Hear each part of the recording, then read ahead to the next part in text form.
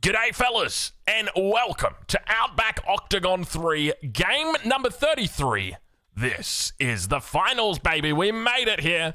These 8 players are part of the top 16 players who have the potential chance to make it through to the grand finals in tomorrow's games. We're going to be taking a look at every single one of them and seeing exactly how their spawns fare. There's some big games and big names that need to be made today. I should say some big names and some big games that need to be made today, because not everybody is going to be getting through when it comes to tomorrow's chances. So, ladies and gentlemen, in the north of the map, in the color green, playing as the Ottomans, representing Team Elephant, hailing from China, it's CSO. In the east of the map, in the color teal, playing as the Chinese, hailing from Japan, it's Duyakusi Twitch. To his south, in the color pink, playing as the Zhu Si Legacy, representing Team Elephant, also hailing from China, it's Louis MT. And to his west, in the color orange, playing as the French, representing Team 3D, it's B. And over towards the west side, have a look at this. We got a little bit of a party on the west side, ladies and gentlemen, in the color purple, playing as the Japanese, representing or playing out of Canada, it's Wham01. And I think this might be the first time ever, well not ever, but the first time in Outback Octagon 3 that we're going to see him paired up with the player in red, playing as the Delhi Sultanate, also out from Canada, his identical twin. Ladies and gentlemen, the Outback Octagon 2-time champion, it's Puppy Paw. And to their north, in blue, playing as the Ayyubids, representing Team Fox, hailing from Spain, it's Vortex. And in the color yellow, playing as the Abbasids tonight, he's the official chat of the Outback Octagon tonight. Thank you very much, Killjadi. Huge shout out to you. Hailing from Finland? I think I got that right. It's Killjadi. Ladies and gentlemen, welcome to game number 33. A pleasure to have your company. You know, there's a lot of threes in this, and one of the things I want to be cautious about when we think about threes are 3-hour games that last for 3 hours and 30 minutes. So I'm gonna hope with my little heart right now that we don't see that, because there are some players from that infamous game that we do see in this lobby, and I just want to make sure, Duyakusi, you know that I'm watching you. I'm watching every move you make, buddy. And not really. If we have another 3-hour game, look, it's probably, there's going to be tears, but I don't think we're going to be looking at him too hard.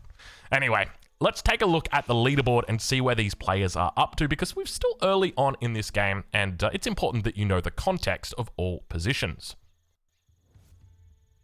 All right, so it's only the players on your left that you need to worry about at the moment. Players on your right have been eliminated, and we can see that there's some players in here that have got a lot of points already. So people like Puppy Paw, Wham, CSO, Vortex, they already got quite a lot of points. So they want to try and secure as much of as they can.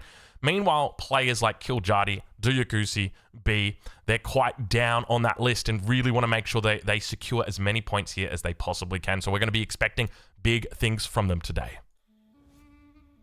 All right, well, we are back. I think we missed maybe a couple of seconds or so. The landmarks are starting to come down, though.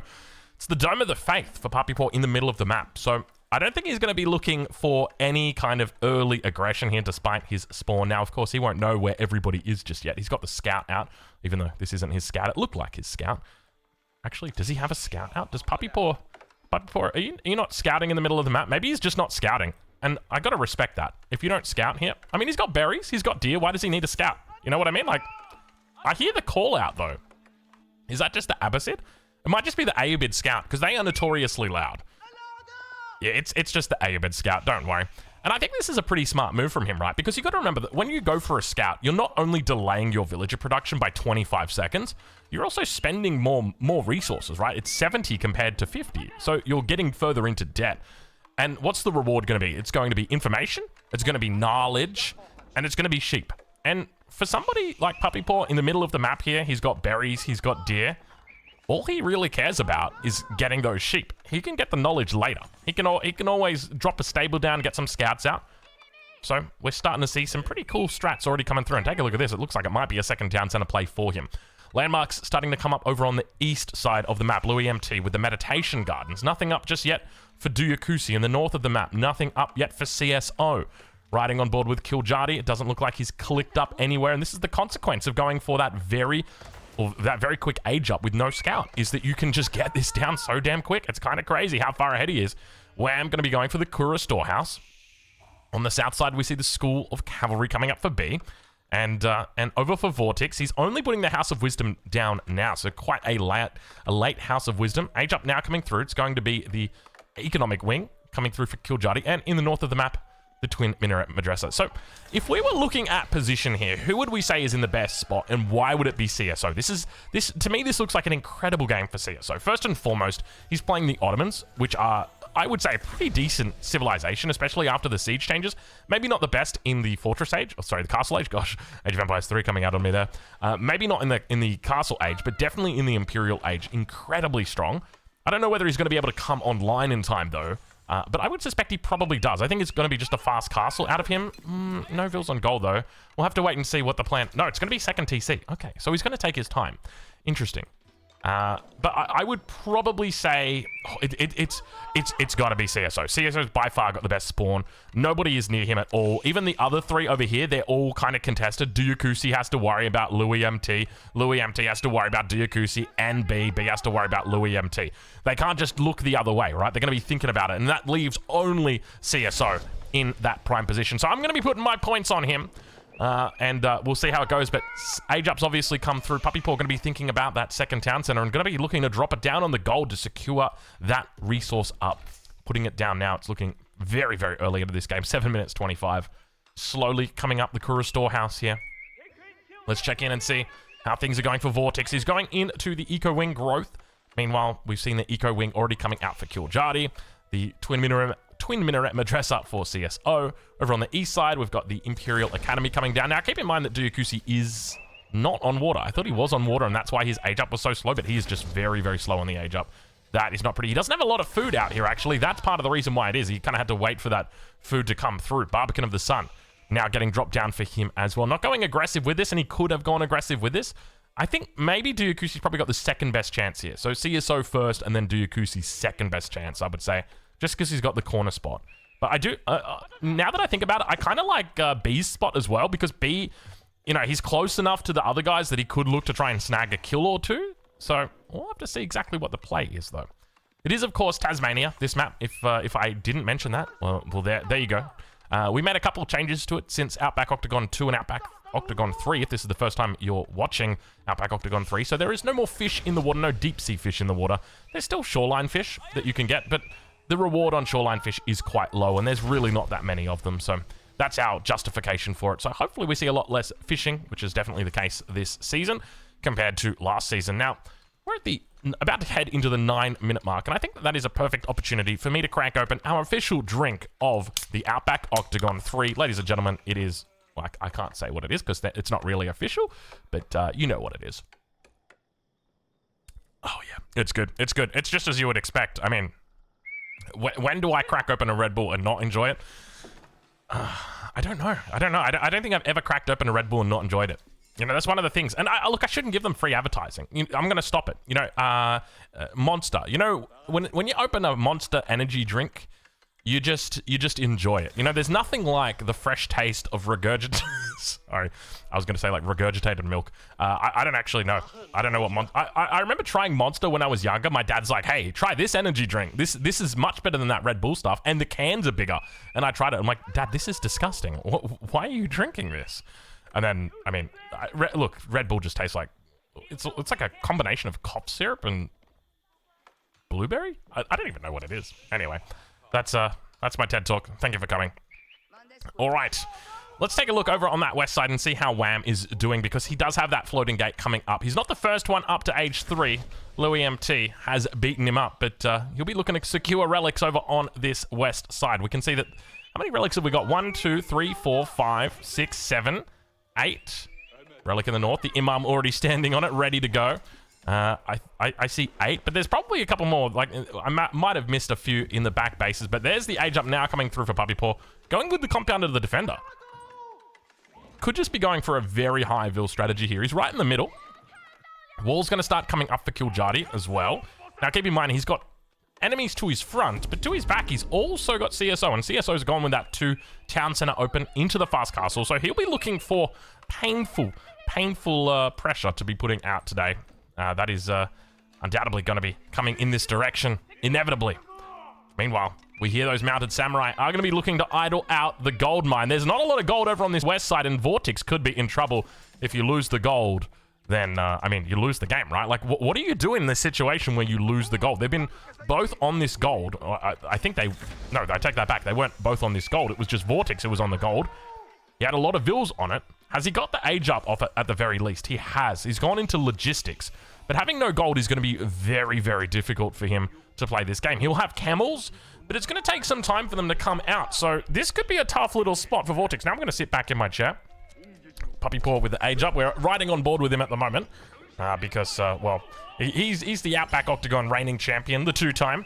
So, look, we're expecting big things out of him today. I wouldn't be surprised if we see one of these Canadian boys win again here today. But the split's now going to come through. Vortex trying his best to keep these vills alive, just sending them off in all different directions, and probably the best move as well.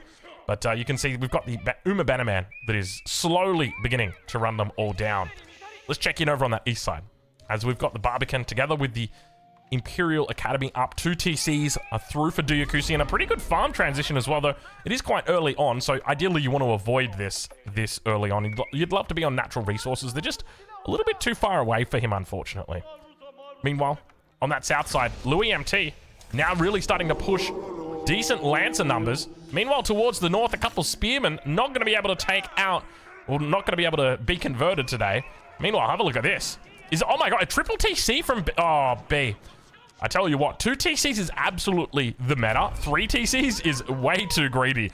I don't think you can get away with 3 TCs. Maybe in the castle age after you've done a little bit of shenanigans. Have a look at this from Louis MT though. Louis MT's literally just gone straight fast castle into mass knights, and B's kind of... I mean, where is B at the top here? Here he is. So he hasn't been able to click the age up. So he's just going to be fighting it in feudal. He's throwing farms down now. This isn't a good thing for B. This is a bad thing. We've got the king out at the moment, just chilling for Vortex. He's just taking a look, just having a squiz. Vills around the back, or fishing boat around the back. And yeah, I mean, at this stage, it looks like Vortex could be in a bit of trouble. Another Wallalol. Couple of Vills. He's going to try and snag them. We should be able to get them. He gets one. And look at that. Wham deleted the Vill before it got converted because he knew he wouldn't be able to get it out in time. Very nice move there from him. Meanwhile, back over towards that east side, 3DB. Maybe the first player knocked out in this game. An early knockout here. We're right on board with him. Just in case we cop a Scar error, we want to try and avoid that as much as we can. Keepers come down for Puppy Paw. All right, well, poor B, because he needed to do well this game. If I remember correctly, B was somewhere towards the bottom of the pack, whereas Louis MT, I think he's towards the middle. He's kind of solid though. He's got like a decent number of points, so he's definitely in a better position. So this is going to hurt B quite significantly.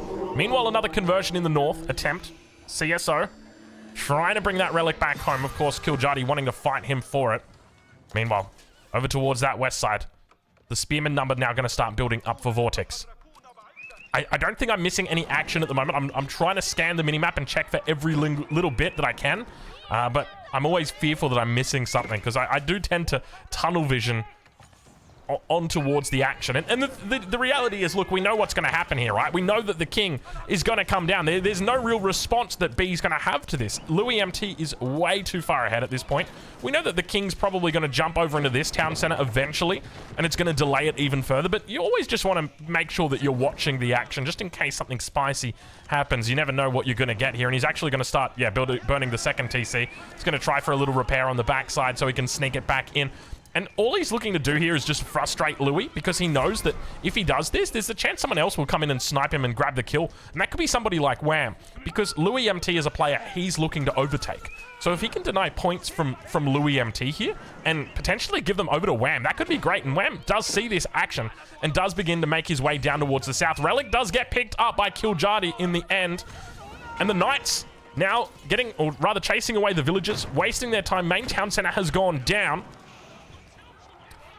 First player killed, not the killer. Okay, all right, we got it, thank you. That could have been bad. That could have been bad. Thank you. That is our umpire in the chat. A lot of knights here right now. Where are those mounted samurai? I suspect they're on the way. They must be close by right now. King, I saw him. I saw him on the move. He's moving over to the secondary TC. Oh, no way. No way. No way. Vils. Oh, the Vils trying the block. We'll find it today. And the mounted samurai come through. There's a lot of knights in here for Louis MT. I don't know if he's going to be able to challenge this position wham. I suspect he's going to have to run away after he sees all these knights, but he's definitely going to hang around. You know what these sharks are like when they smell that there is blood in the water. There's the king. He's trying to get him out over onto the other side. He doesn't have the ability to rush it. He's going to try. The Vils are going to be able to block, and he manages to get through to the other side, and he's going to try and swing it back around. Oh, he's got to be dead 100% here. There's no two ways about it. This has got to be it. Oh, he does the... I have lost kings to this before. I've genuinely lost kings. Like, you can kind of wedge him in there, and it's so hard to see. It's so hard to see. But he's going to be spotted out here. King is going down, and that's going to be it. 3DB eliminated as our first player in game number 33. And wham, 0-1 goes out with no... Well, not goes out, but he ends up empty-handed as Louis MT picks up the kill. Let's run on board with Puppy Paw, though. Let's see what he's up. And look what Louis does. Immediately after the kill, another town center. Just throws down the second town center. This is just absolutely pixel perfect gameplay coming out from Louis. Loving it so far. Meanwhile, fight up towards the north. Kiljardi fighting up against CSO. Interesting decision to fight against Kiljardi rather than going after someone closer to him like Vortex. But I know Vortex has got his hands full with Wham. And Puppy Paw just kind of sits here, and you got to ask the question, like, do you really want to fight against this guy? Like, how many times have we seen a player push into a defensive porky? All right, it looks like we're probably going to see another time. To be honest, I think he's just securing this gold. I don't actually think this is a... Yeah, like, I think he just wants the gold here, Puppy Paw. Please don't hurt me, Puppy Paw. Now, keep in mind, we do have the chat in the top right-hand corner. I haven't been watching the chat, so I don't know what's happening in there and what conversations are being happened. Yeah, I will just say now that I wouldn't be surprised if we've had a little bit of a chat here and he's just said, hey, I'm having trouble with this guy. Hey, I'm having trouble with this guy. All right, I'll leave you alone. There's a lot of units here. I don't see this push really being that successful. I thought we were riding on board with Puppy Paw. There we go. Now we can see scores. All right. Well, the keepers come online, and Puppy Paw's immediately become aware of it. So, Siege Workshop, does that get thrown down? No, Palace of the Sultan. He says, I'm going to go Imperial. Damn you, boys. Now, speaking of Imperial, CSO's actually in Imp at this point. I wouldn't be surprised if we do see... Hold on. Yeah, CSO's in Imperial. Okay, it just must be a graphical bug. He's going for another Mango, though. So, that'll be up to 3 Mangonels. He does have the king inside the Seagate Castle. Meanwhile, Puppy Paw is under attack. We might ride on board with the Duyakusi. That's probably going to make a bit more sense. He's quite isolated over towards that left side. Poor Janissary's pushed up. Single Janissary by itself. Meanwhile, let's check in on that west side and see what's Wham up to. Because remember, Wham had quite a few mounted samurai out earlier. Oh, that's what Wham's up to. Never mind. You thought we'd miss it. We didn't miss it. It can be tough to see when there's so many units inside the base. A whole bunch of spears here. They're building, out of everything, a mangonel. A bit of an awkward unit to be building when your town center's getting attacked by a whole bunch of mounted samurai. But I think there's Honorable Geisha in here as well. That's why he's doing that. More Mango's now going to be pushing up, moving up. CSO on the defense. Nice little shots coming off. He manages to get decent damage on that backline. Elite archers are going to cop a bit of flack there. Meanwhile, I'm kind of curious if Puppy Paw's begun to make pushes, but look at the Mango's beautiful trade out right there. I suspect he probably doesn't have the siege upgrade just yet, but tell you what, he definitely didn't need it after watching that. That was impressive. Janissaries together with the Mango's looking like they're going to hold here. He could move over a little bit further if he wanted to. He's got a good Vil count, 87 Vils here, feeling very comfortable with his position. Everything's going pretty well here for CSO, other than the fact that you're getting attacked, but there's no one else really to attack you here, so I think this is absolutely fine. And he's going to get out the Grand Galley. Of all things, the Grand Galley comes out. He can actually put this on the shoreline and use it as a military school when he's not using it as a military vessel. All right, let's check in and make sure that everything's going well in the Vortex base. Indeed it is. Stone walls are coming up, and he's beginning to build himself quite a little bit of a base defense. Meanwhile, on the east side of the map, for the moment, Louis MT just minds his own business. He's picked up 1 early kill, and he'll be very happy with himself. Not only does he get first blood points and the points for the kill, but he also picks up 50 pop and pushes himself a little bit closer to victory this game. Mango versus Mango. Definitely looking very, very solid. And Kiljardi's come up empty-handed here with this push. Big farm transition coming in for him, though. Have a look at this. A huge amount of farms. 33 farms for Kiljardi this early on. It's quite the investment. But, hey, if you got the resources for it, you might as well. Meanwhile, in the base of Vortex, we can see the Keepers come up. Whammo 1 continuing to mass up his army. Meanwhile, Puppy Paw, he is just the porcupine in the middle of the map. He is minding his own business. He's not on the edge. He's just in the middle. He hasn't taken sacred signs. He's not being a nuisance. He's just chilling right now. And he's put up plenty of keeps. We see a second keep coming out from him. At least I think that's a second. It's a third keep. I take it back. It's a third keep. He's got 3 keeps online now. And he's just left this keep to the north. And I think this is honestly the smartest thing that you can do. You know, if I saw a keep like this to my north, I would be thinking, okay, I need to get trebs. So I'll put down a siege workshop and I'll get like 4 trebs out.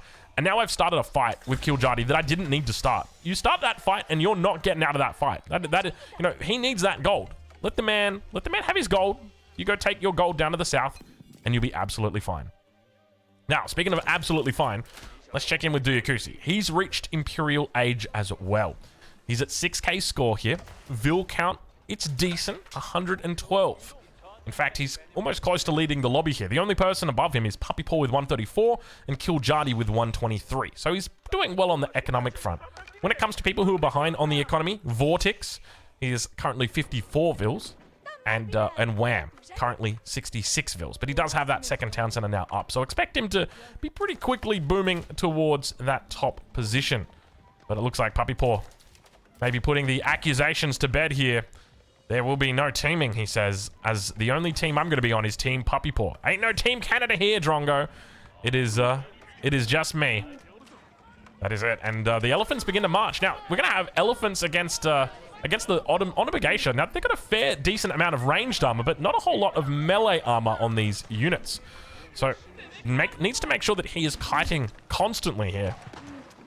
We do have the War Elephant, which has got plenty of melee armor on it, though, so he should be able to tank that one up. But the Elephant March has begun, and he's making his way towards the town. A lot of units, though, and very quickly he's going to realize, you know what? Maybe I did bite off a little bit more than I can chew. That's a lot of units, and Wham is only in age 3, so then units aren't going to hit as hard as they could. But he does look to get us around. Looks like this. If there is ever a spot to get us around, this is one of those spots. But it's definitely not one of the good spots. He still manages to do some pretty decent damage, though, to that. I think taking out about, what, 2 elephants? Something like that. So not bad at all. Meanwhile, the DMZ continues to grow over on this west side of the map. Looks like Outpost Vision is currently being fought over. Meanwhile, towards that north side, the push continues to come to shove. This time it's going to be CSO pushing back on the door of Kiljardi. CSO Kiljardi quite even when it comes to score. The only player in the lobby above 10,000 at the moment is Puppy Paw, and on the Delhi Sultanate of all civilizations. I don't know how he does it, but he's just got this ability to just read the lobby. Or maybe it's just people don't want to go for him because they know that he's the 2-time and they know that he's going to tell them to sit down. Perhaps maybe that's what it is. Maybe it's just a skill issue. It could just be.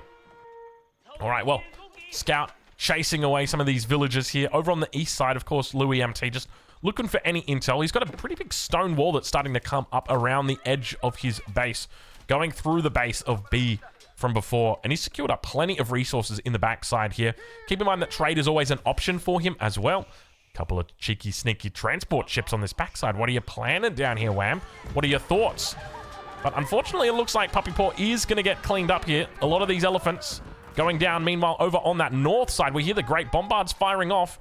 He's actually looking to secure up this Vortex of all people, looking to put a keep down here.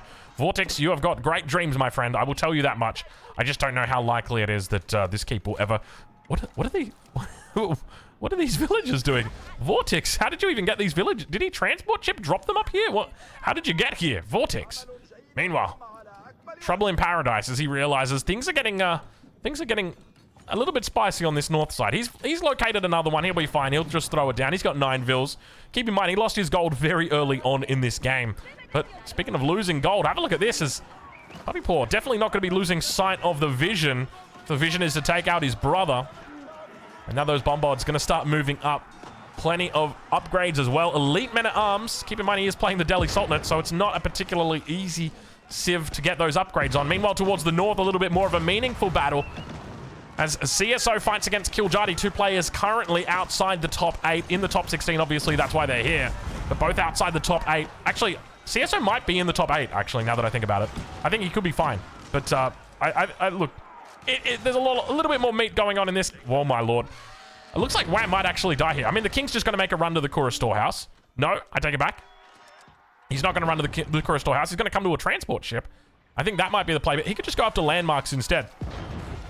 First landmark, second, third landmark, all here right next to each other. There's nothing to take this out. It is a signed, sealed, delivered one right there. A little bit of a fight happening over on that east side potentially. As look at the pushback coming through. CSO got pushback all the way to his main base. He's got the Revolticon out. And you want to know the victor in all of this?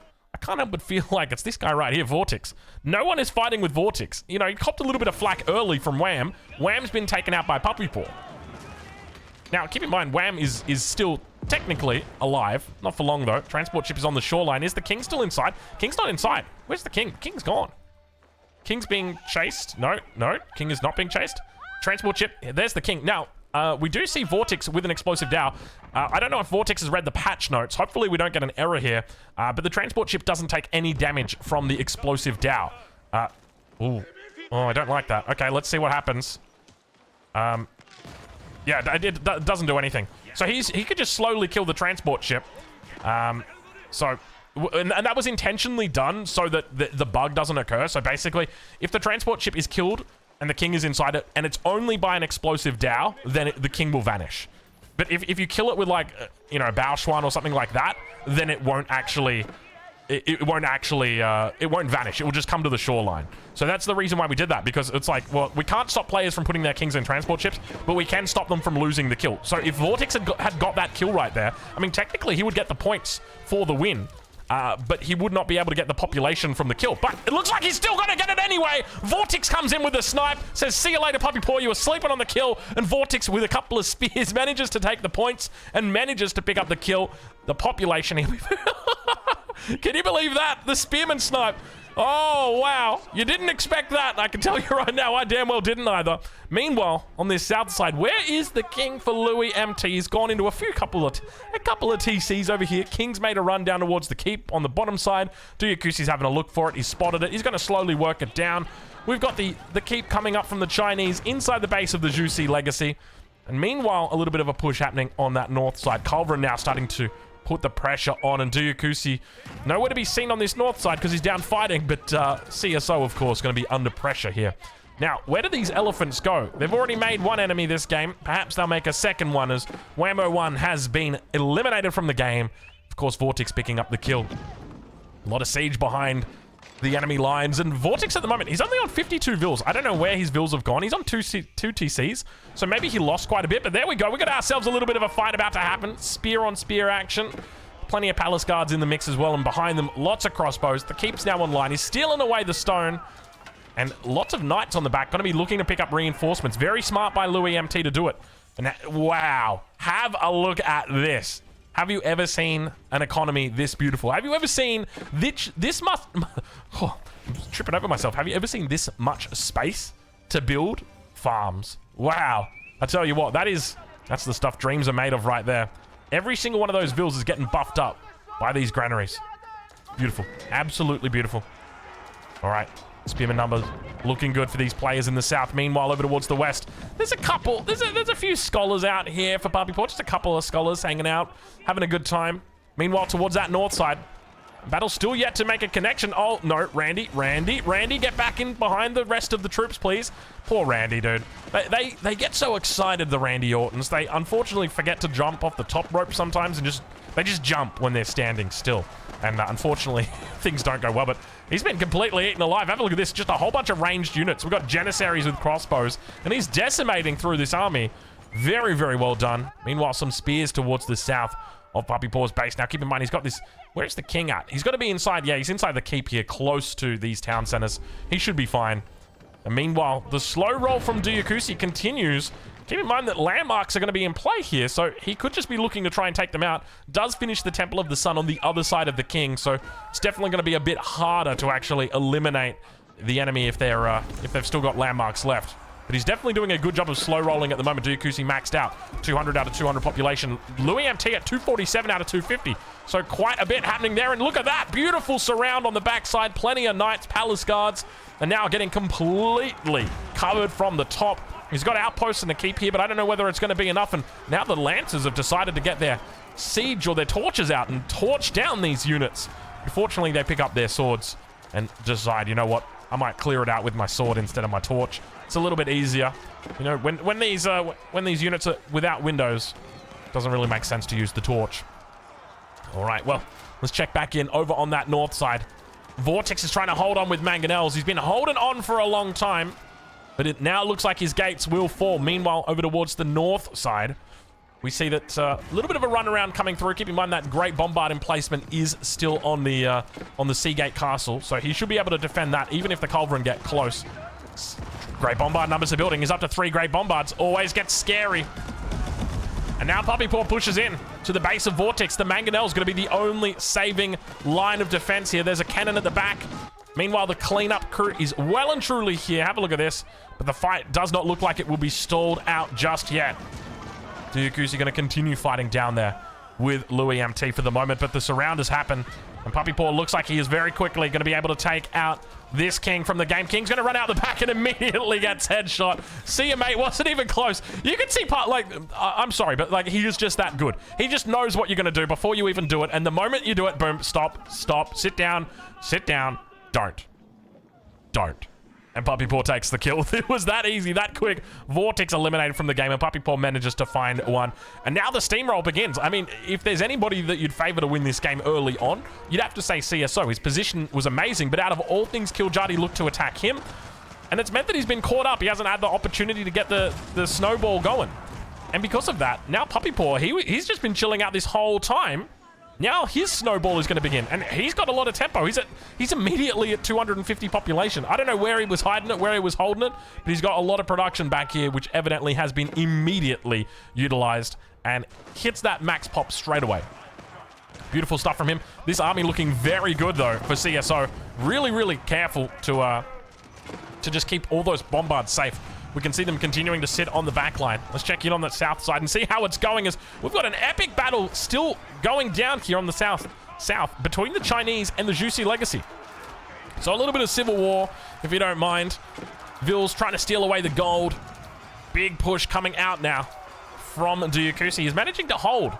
Interestingly, this keep has not yet fallen, despite the propensity of the Jussi Legacy to move into bombards. Now, we did see the Temple of the Sun down here to the south. Where is the other? There's the other age landmark. Hasn't gone into the Cloud of Terror again. We've only seen this picked up once this tournament, and I feel like it's such a good upgrade. Okay. Oh, Lord. Oh, Lord. He just literally walks into the base. Kiljardi's up towards the top side and just immediately kills the king. He says, thanks. Sorry. Sorry. Sorry. So quick, dude. So quick. Look at the size of this army as well. Oh, man. Wow. Okay. I feel like we need to put these in a university course or something. Like, how does Puppy Paw win these games? He's playing on the Delhi Sultanate. He's like 5k ahead of the nearest player. He got a middle spawn. He didn't take any of the sacred sites. Like, how is he winning? He should not be winning these games. But I guess he just gets left alone, right? Like, and when you think about the way that he played, from the very beginning, what was his goal? His goal was to age up to castle very quickly. And that's what he did. He went 2 TC. He had the second TC down before people were even in the feudal age. He aged up to castle, dropped a keep immediately, and keep in mind he had the compound of the defender, which reduced that keep cost. So he's getting them up for very, very short amounts of stone. Nobody wants to attack into a guy with a keep rather than a guy without a keep. So naturally, you know, people are going to want to attack him. So he gets a lot of keeps up and just manages to live. And I guess that's the consequence of playing. And I will say this right now. When you're playing with good players, smart players, they're easy to predict. Because all you have to do is ask, what would I do? And then they will do it. Whereas when you're playing with players who are more unpredictable, less skilled, you don't really know what they're going to do. Oh, where's the king? The king has the king been evacuated already? Yeah, the king's already been evacuated. The transport ship is out of here. However, there are landmarks that you can't put inside a transport ship, and I suspect... Oh my god. Look at the size of this army, dude. I honestly don't understand how he gets away with it so often. It feels like it happens so much, dude. It is crazy. Is it just that people leave him alone because he's Puppy Paw, and then he's like, okay, and then he just wins. Like, it's so silly. Now the next landmark, that's landmark number 2. He's got a couple carracks on the shoreline. CSO's going to have to fight eventually. This is the last landmark. He's got the MIA just to the north, which is going to begin getting focused down. Meanwhile, towards that south side, Duyakusi still fighting with Louis MT. You know what my fear is? And I'm sure you may see this. My fear is that Puppy Paw is just going to kill CSO. Does CSO not realize? Where's CSO's army? Where's CSO? What? Where's your army going? CSO, he's just going to kill your landmarks. CSO! He's got the king. He's run the king away. There's the king. Look how good Puppy Paw is, dude. He just knows the king is already out there and he knows what's going to happen when he kills the landmarks. Immediately kills the king and just walks on to the next guy. He's at 3. Somebody please stop him. Oh, man. God, Jesus, please. He's killing the whole lobby, and these guys are still fighting against each other, dude. Oh, my Lord. Do not let him cook. Do not let this guy cook. Every time he cooks it up, he's putting in something that is just killing everybody else in the lobby, and then he's not giving you the Kool-Aid. Or he's giving everybody else the Kool-Aid. He's not drinking it himself, though. That's the problem. It is incredible. It is incredible. How does he do this on the Delhi Sultanate of all things? And I love how he's just gone for like a clockwise movement. He was like, all right, you know what I'm going to do? Wham, I'm sorry, but you're at my 9 o'clock. I'm going to have to take you out. And then like next on the cards, Vortex. Next on the cards, Kiljardi. Next on the cards, CSO. Who's coming up next? Where does he go? And does he look to break the habit of clockwise attacks? He does have a bit of a position. Look at Louis MT, 112 pop. Duyakusi, 200. Oh, God. Why are they not fighting against each other? And you want to know why they're not fighting against each other? Because Louis MT is so close to death right now that Duyakusi can taste it. He can taste it and he says, I don't want to win. I don't want to win. I just want the point. Just give me the points. I'll just take the points right now. But Duyakusi, you need to win. I feel like to win this game right now is everything for him. He needs those points. And even for Louis MT, it's pretty important. Oh, there's the king. There's the king. Manages to stay alive. Meanwhile, towards that top side, Puppy Paw continues to march. Oh my. Oh, God, Jesus. Oh, Lord. King goes down. There you go, ladies and gentlemen. It's a 1v1. We didn't miss a single king this game, and I tell you what, it feels good. I woke up at 6 a.m. today, and it's currently 1 a.m. in the morning. And to not miss a single king, that's an impressive feat. So I'm going to pat myself on the back right there for that one. Good job, Drongo. Well done. You didn't miss a single king yet. But look, there's still one more to go. So don't get too excited. All right, ladies and gentlemen, we're down to 2 players left in this game. In the west of the map, or in the center of the map in the color red, playing as the Delhi Sultanate, it's Puppy Paw. And on the east side of the map, in the color teal, playing as the Chinese, it's Duyakusi Twitch. Ladies and gentlemen, it is 1 kill on Duyakusi Twitch against 3 kills? He didn't kill Wham. He did get Vortex, he did get Kiljardi, and he did get CSO in the north. Oh, God. Oh, God. Jeez. How does this keep happening? How does this keep happening, dude? When are people going to learn that they need to attack Puppy Paw? Like, you can't just leave him alone. I don't think I've ever seen a Delhi army this big in an FFA. And is he even at max pop? Yeah, no, he is. He got 3 kills. Because Vortex got this kill on his brother, on Wham. Oh, my Lord. So, yeah, the reason why he doesn't have 400 pop is because Vortex sniped out the kill with the spears. So, he didn't kill the boat, but yeah. Okay. So, how does Duyakusi hold this? He can't even delete Vils to hold this because then he just gets beaten by economy. And that's the hard thing when you're down population like this, is that if you delete Vils to try and contest army, that you're just down pop, and so you'll get grinded out. I think his best bet, because he is playing the Chinese, does he have the Great Wall Gatehouse up? And where is it? Oh, it's all the way to the top here. It's not in the middle. I feel like hand cannoneers on a stone wall might be good here because the hand cannoneers can focus down the elephants. But even then, hand cannoneers aren't as good as they used to be. You don't get chemistry for them anymore. You do get that upgrade. What's it called? Bowstrings or something? No, this one here, Serpentine Powder. So you get 8 extra damage against melee infantry. It kind of sucks, though. I'm not going to lie. This is no chemistry, dude. I mean, hand cannoneers were already so good. Excuse me. Excuse me again. Hand cannoneers were already so good in the late game, like they didn't need chemistry to affect them. So I'll give you that. You didn't need to make hand cannoneers better. They were already good enough. All right, well, ladies and gentlemen, you've left him in the kitchen unattended for a little bit too long, and he has been cooking up an absolute storm on that west side of the map. He comes out somehow, some way, victorious today. I can't see any way that Diakusi holds this, but he's going to try and come in from every single angle. Diakusi looking to try and take this game over, trying to hold it. The mango's on the back, and look at this retreat. Oh gosh, Puppy Paw still playing. You know, I got to admire. You got to admire this. The fact that he is #1 on the table right now. He doesn't need to win this game, but he still wants to win this game. And you got to respect that. You got to admire a man who does not throw away things that are so simple and so easy. Things that for him technically don't matter, but it does still matter to him, and that's what you got to love. Nesta B's on the back. Couple palace guards around the outside. I see the trailer park girls. Here they come. And now, unfortunately, they get blocked out by a couple of larger trailer park girls. Whoa, watch out for those girls. Elephants, look at the number of them. Oh, my lord. Look how many elephants are here, dude. These are the Sultan's elite elephants, but it is all over Red Rover at this point. I don't see any way that he survives this push. There is just way too many elephants in this base. Too many bombards in his face. And now towards the south, the Nesta B, going to get caught off guard by an elephant. And he is just going to slow roll rampage over this base. In fact, it's not even going to be a slow roll. It is going to be very, very quick. And that is it, ladies and gentlemen. All enemy monarchs have been eliminated. Diakusi getting eliminated, and Puppy Paw victorious with, well, I mean, he's killed five people in the lobby today. He will get points for 4 of them, though. Wow. Okay. He is, that's one powerful Puppy Paw. That is incredible. Stop letting him cook. Get him out of the kitchen right now. Get him out of the galley. Get him out right now. Oh, it's becoming a reoccurring theme of games with Puppy Paw. It is, you know, you let the man cook and he just finds a way. He finds a way to poison it all. All right, ladies and gentlemen, we're going to go take a quick look at our leaderboard and see what the updated numbers are here. I'll just get confirmation from our umpires. Excuse me. I'll just get confirmation from our umpires whether these have been updated or not. Let's dive on in though.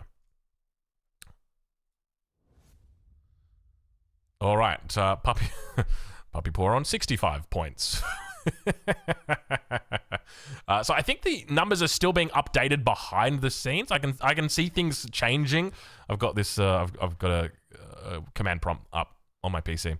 But Cascade in the chat is saying they have been updated, so we're still going to be looking out next game for players like Kiljardi to pull off. Oh, I don't know how Kiljardi's going to do it. We're going to need to see something big from Diakusi, from B, from Louis, even Louis MT, right? Like you still, at that stage, you still want to score points in this position because you're right on the edge, right? Like you're literally on the edge with 29 points right there. So he still wants to try and get a good game in here. And in fact, I think he did actually score some good points in this last game because he was at 9th before. So he got first blood. So he's done well. Anyway, we'll leave it there. That was game number 33. Hopefully you enjoyed it. We'll catch you guys in the next one. Thank you so much for watching.